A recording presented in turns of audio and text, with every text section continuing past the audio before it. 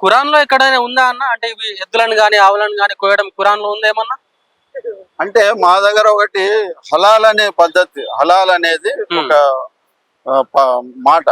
అంటే హలాల్ అనే దాన్ని ఏదైనా సరే, ఏ వస్తువు, ఏ జంతువునైనా మేము కోసి దానికి తినొచ్చు.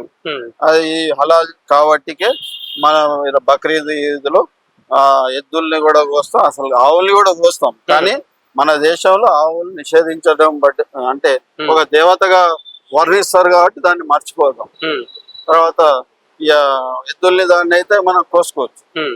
అది కూడా కాదంటే లేదు లేదు, హలాల్ అనే వస్తువు ఏదైనా తినొచ్చు, హరాం అనేది మీరు తినం. అదే అదొక్కటే పద్ధతి.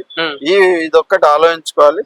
మీరు వినక వాస్తవంగా బ్లాక్ డే అన్న పదాన్ని అర్థం అనేది నాకు ఫస్ట్ చెప్పాలి.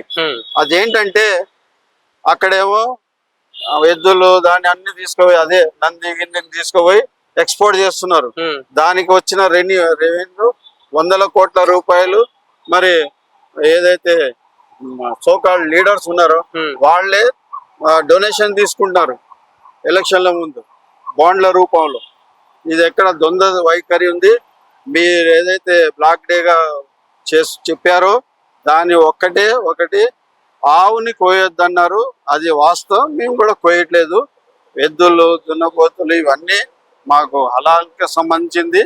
మీరు మమ్మల్ని ఆపే ముందు ఆ ఫ్యాక్టరీల దగ్గర పోదాం, ఆ ఫ్యాక్టరీలను ఆపుదాం, తర్వాత ఇక్కడ వచ్చి ధర్నాలో నేను కూడా కూర్చుంటాను.